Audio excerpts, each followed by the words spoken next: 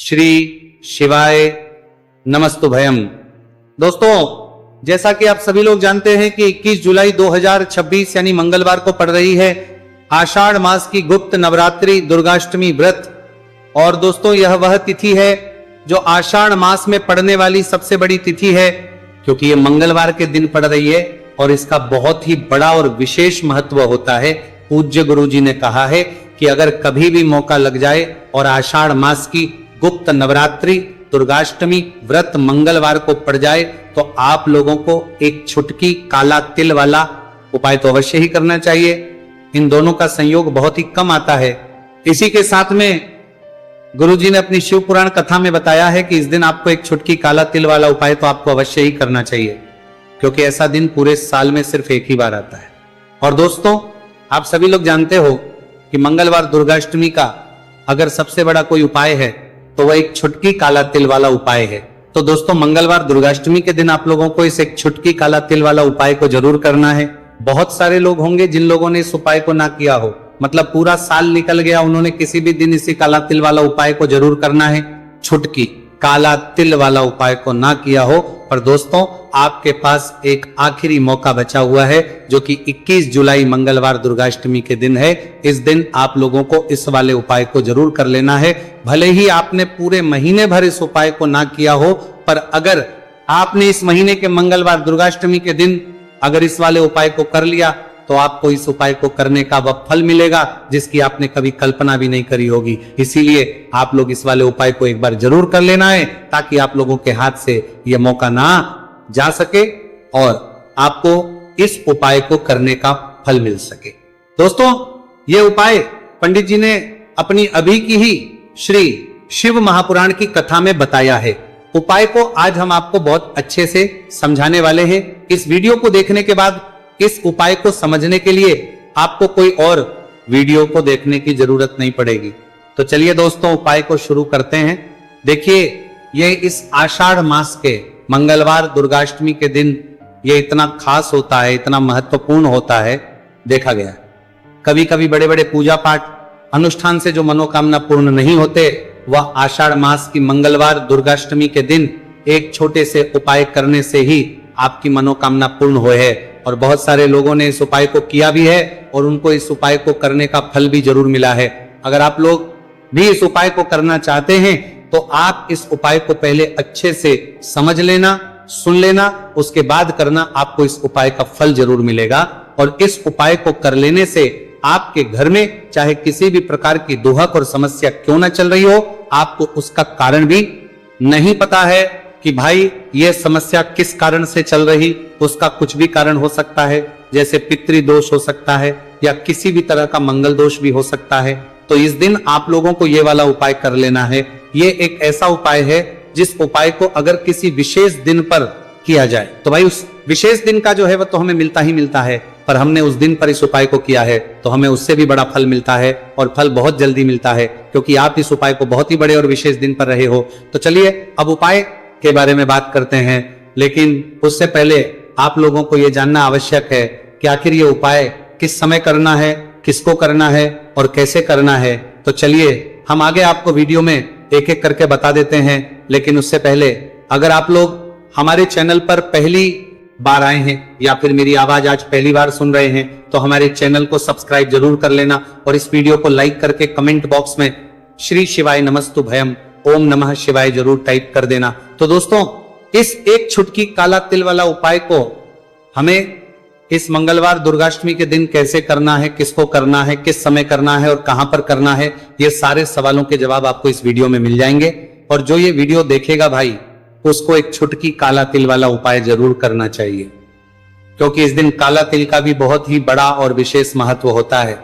और बात आ जाए एक छुटकी काला तिल वाला उपाय की, तो ये सोने पे सुहागा वाली बात हो जाती है और ये एक बहुत ही बड़ा उपाय हो जाता है इस मंगलवार दुर्गाष्टमी का। तो अब दोस्तों, इस एक छुटकी काला तिल वाला उपाय को आखिर करना किसको है, सबसे पहले हम लोग वो बात जान लेते हैं। तो देखो, घर की जो बड़ी माताएं बहनें होती हैं, उन माताओं बहनों में से कोई भी एक बड़ी माता बहन इस वाले उपाय को कर सकती है। और दोस्तों, अगर आप तो अपने घर में से सभी सदस्यों को भी इस उपाय को करवा सकते हैं। अगर किसी व्यक्ति की खुद की कोई मनोकामना है, खुद की कोई दुख और परेशानी है जो कि वह अपने लिए ही करना चाहता है इस वाले उपाय को, तो वह खुद अपने लिए भी कर सकता है। बाकी अगर कोई घर में से ऐसा है जो कि अपने पूरे घर परिवार की सुख और शांति के लिए ये वाला उपाय करना चाहता है, तो भाई वो भी कर सकता है, उसमें भी कोई दिक्कत वाली बात नहीं है। कहने का मतलब है कि इस उपाय को हर एक सदस्य भी कर सकता है और पूरे घर परिवार के सदस्य के लिए घर की बड़ी माताओं बहनों में से कोई एक माता बहन भी कर सकती है। माताएं बहनें अगर घर में उपस्थित ना हो या वो ये वाला उपाय ना कर पा रही हो, तो फिर घर का कोई बड़ा सदस्य भी इसे एक छुटकी काला तिल वाला उपाय को कर सकता है, चाहे फिर वो पुरुष ही क्यों ना हो, उसमें कोई भी दिक्कत वाली बात नहीं है। उसके बाद में दोस्तों जो अगला प्रश्न निकल आता है वो ये आता है इस उपाय को लेकर कि आखिर इस उपाय को हमें किस समय करना है, सुबह के समय करना है कि शाम के समय करना है। तो देखो, इस वाले उपाय को आप लोग सुबह के समय भी कर सकते हो और शाम के समय प्रदोष काल में भी कर सकते हो। अब अगर आप पूछो कि भाई सबसे उत्तम समय कौन सा रहेगा इस एक छुटकी काला तिल वाला उपाय को करने का, तो हम आपसे बस यही कहेंगे कि इस उपाय को आप सुबह के समय करेंगे तो ज्यादा बेहतर होगा। बाकी अगर प्रदोष काल शाम के समय भी करेंगे तो भी अच्छा होगा, उसमें कोई भी दिक्कत वाली बात नहीं है। तो अब दोस्तों जो अगली सबसे बड़ी और महत्वपूर्ण बात आती है वो ये आती है कि सुबह अगर हम उपाय को करेंगे तो हमें कितने बजे से लेकर कितने बजे तक के बीच में करना है, और शाम के समय प्रदोष काल में करेंगे तो हमें कितने बजे से लेकर कितने बजे के बीच में करना है। तो देखो, सुबह जितनी जल्दी हो सके आप उपाय को करने की कोशिश करना कि अगर किसी कारणवश लेट भी हो जाओ, थोड़ी देर भी हो जाए तो 10 या 11 बजे तक भी आप उपाय कर लेना, पर 12 बजे से ज्यादा देरी ना हो, ठीक है, इस बात का ध्यान रखना। उसके बाद में दोस्तों अगर शाम के समय प्रदोष काल की बात करें, प्रदोष काल का जो समय होता है वो शाम के 6 बजे से शुरू हो जाता है। मतलब शाम के 6 बजे से लेकर 7 बजे के बीच का जो समय होता है, ये समय प्रदोष काल का समय होता है। तो आप उपाय को 7 या 8 बजे के बीच में भी कर सकते हो। मतलब शाम के 6 बजे से रात 8 बजे के बीच में आप कभी भी इस वाले उपाय को कर सकते हो, उसमें कोई भी दिक्कत वाली बात नहीं है। देखिए, यदि आपके जीवन में संकट बहुत ही अधिक चल रहे हो, समस्याएं बहुत ही अधिक चली हो, एक एक रूप खर्च करने आपको बस ओढ़ रहा है, भूमि से जुड़ी हुई कोई भी समस्या हो, या फिर आपके विवाह से जुड़ी हुई कोई भी समस्या हो, या आपके व्यापार से जुड़ी हुई कोई भी समस्या हो, तो आपकी ये सारी समस्या इस मंगलवार दुर्गाष्टमी व्रत के दिन समाप्त होने वाली है। तो चलिए दोस्तों जानते हैं उस विशेष उपाय के बारे में। देखिए, इस वीडियो में हम पूज्य गुरुजी द्वारा बताए गए 3 बहुत ही चमत्कारिक उपायों के बारे में जानेंगे। देखिए, ये जो उपाय है आपके जीवन से दुर्भाग्य का तो अंत करेंगे ही, साथ ही साथ यदि आपके जीवन में धन की समस्या चल रही है तो वह सभी भी आपकी समाप्त हो जाएंगी। देखिए, गुरुजी ने बताया है कि जब भी मंगलवार दुर्गाष्टमी का दिन पड़े तो हमें कर्ज मुक्ति के लिए कुछ उपाय करने चाहिए। इसी के साथ हमें धन प्राप्ति भूमि से जुड़े कार्यों और विवाह के लिए भी उपाय करने चाहिए। तो चलिए दोस्तों जानते हैं गुरुजी द्वारा बताए गए सबसे पहले उपाय के बारे में। देखिए, यह उपाय विशेषकर उन लोगों को करना है जिनकी भूमि से जुड़ी कोई भी समस्या चल रही हो, यानी कि उनकी भी जमीन से जुड़ी हुई समस्या चल रही है, यानी कि जो लोग मकान खरीदना चाहते हैं, या फिर उनका खेत से जुड़ा कोई भी केस चल रहा है, या फिर जिनके भी विवाह में विलंब हो रहा है, या फिर जिन भी लोगों के जीवन में कर्ज बहुत ही अधिक बढ़ने लगा है, कर्ज जो है वो चुका नहीं पा रहे हैं, तो गुरुजी ने कहा है कि ऐसे लोगों को यह उपाय करना चाहिए। देखिए, इस उपाय के लिए आपको थोड़े से काले तिल ले लेने हैं। आपको मात्र एक चुटकी काले तिल ले लेने हैं। इसी के साथ में आपको थोड़ा सा शहद ले लेना है। फिर सबसे अंत में आपको एक लोटा शुद्ध जल ले लेना है। तांबे के पात्र के अंदर आपको अपने घर से शुद्ध जल ले लेना है और इन सभी सामग्रियों को आपको लेकर के पहुंच जाना है भगवान शिव के मंदिर में। देखिए, पूज्य गुरुजी ने बताया है कि इस उपाय को आप सुबह से लेकर के शाम तक किसी भी समय में कर सकते हैं। देखिए, मंदिर पहुंचने के आप जो काले तिल लेकर के गए थे उनमें आपको थोड़ा सा शहद लगा लेना है। देखिए, आप जो शहद लेकर के आए हैं उस शहद में आपको ये काले तिल अच्छे से डुबो देना है और शहद से युक्त ये जो काले तिल हैं इन्हें आपको शिवलिंग पर अर्पित कर देने हैं, या फिर आपको शिवलिंग के चारों तरफ अच्छे से काले तिल का लेपन कर देना है।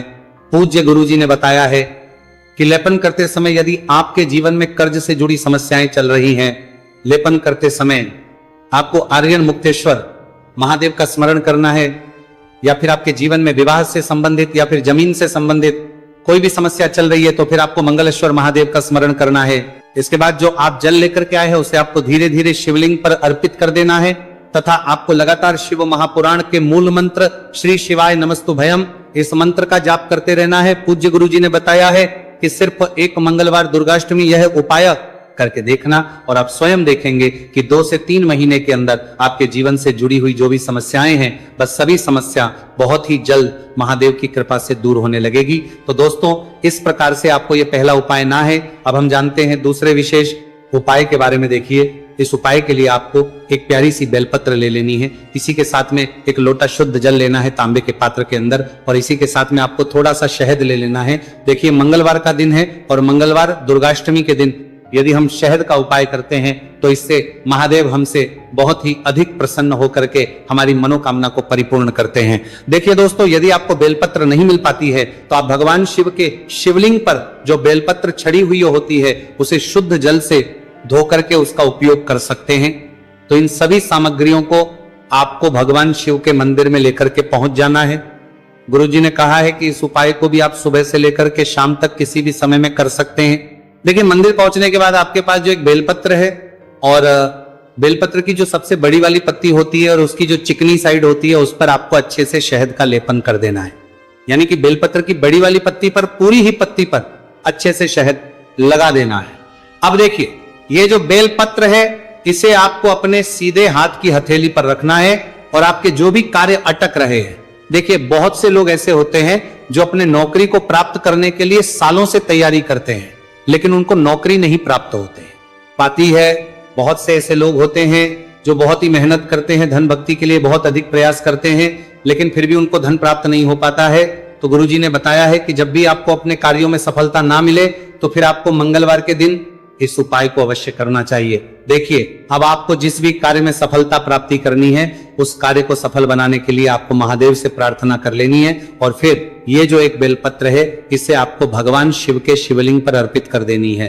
देखिए बेलपत्र की चिकनी साइड जिस पर आपने शहद लगाए हैं वह शिवलिंग से स्पर्श रहेगी और इसकी जो डंडी है वो आपको जलाधारी की ओर रखनी है। इस प्रकार से आपको यह बेलपत्र अर्पित कर देनी है। अब देखिए आप जो एक लोटा जल लेकर के आए हैं उसे आपको भगवान शिव के शिवलिंग पर धीरे धीरे अर्पित कर देना है। श्री शिवाय नमस्तुभयम इस मंत्र का जाप करते हुए देखिए जैसे ही यह जल शिवलिंग से होकर के जलाधारी की ओर बह करके आएगा तो इसे आपको थोड़ा सा अपने सीधे हाथ की हथेली में झेल लेना है।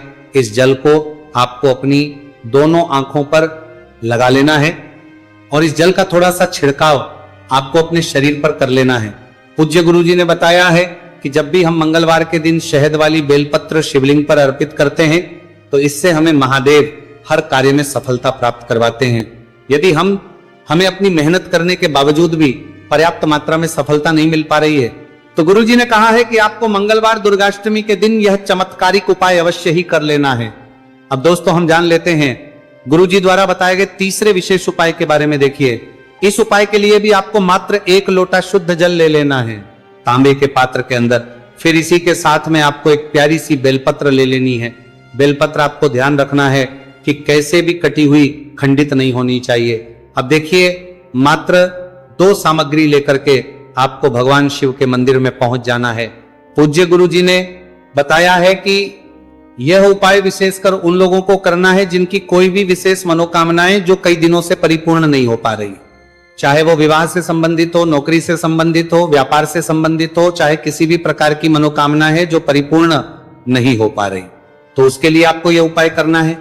देखिए इस उपाय को भी आप सुबह से कि शाम तक किसी भी समय में कर सकते हैं। देखिए मंदिर पहुंचने के बाद सबसे पहले तो आप बेलपत्र लेकर के आए हैं, उसे आपको अपने सीधे हाथ की हथेली पर रखना है और आपको महादेव से प्रार्थना करनी है कि हे मेरे महादेव, मेरी ये जो मनोकामनाएं बहुत दिनों से अधूरी है, मैंने कई प्रकार के उपाय कर लिए हैं, कई प्रकार के व्रत कर लिए हैं, लेकिन अभी तक मेरी मनोकामना परिपूर्ण नहीं हो पाई है, तो उस मनोकामना को परिपूर्ण करने के लिए प्रार्थना करनी है और ये एक बेलपत्र आपको शिवलिंग पर अर्पित कर देनी है। देखिए बेलपत्र की जो चिकनी साइड है वो शिवलिंग से स्पर्श रहेगी और इसकी जो है वो आपको जलाधारी की ओर रखनी है। इस प्रकार से आपको ये बेलपत्र अर्पित कर देनी है। इसी प्रकार से आपको ये बेलपत्र अर्पित करनी है।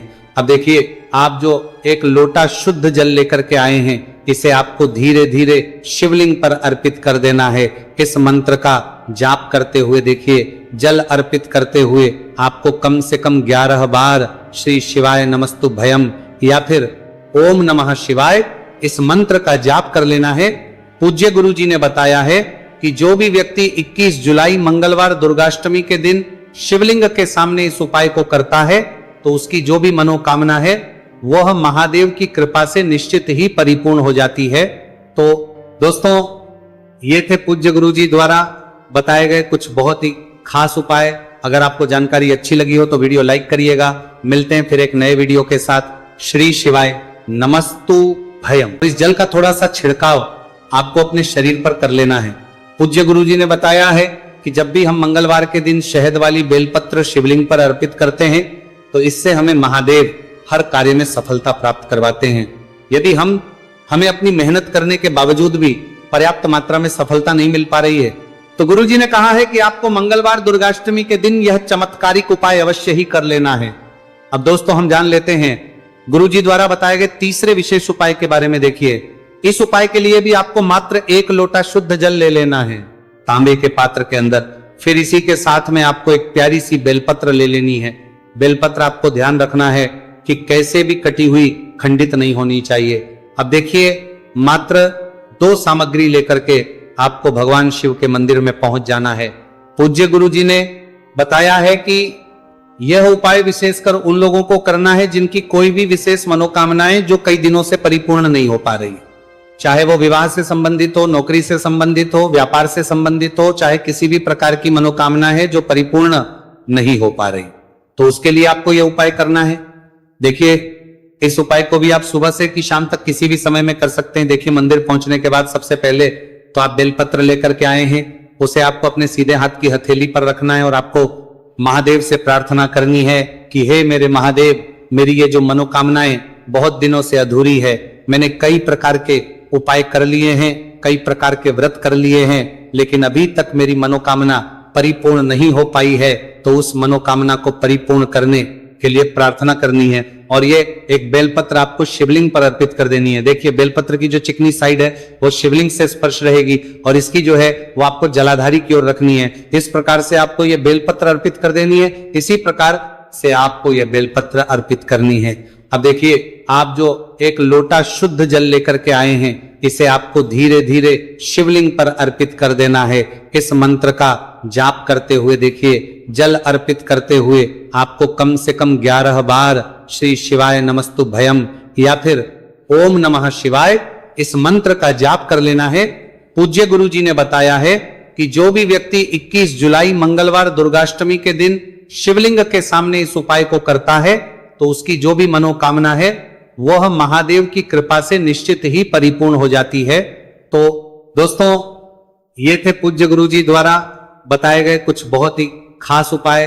अगर आपको जानकारी अच्छी लगी हो तो वीडियो लाइक करिएगा। मिलते हैं फिर एक नए वीडियो के साथ। श्री शिवाय नमस्तुभ्यम।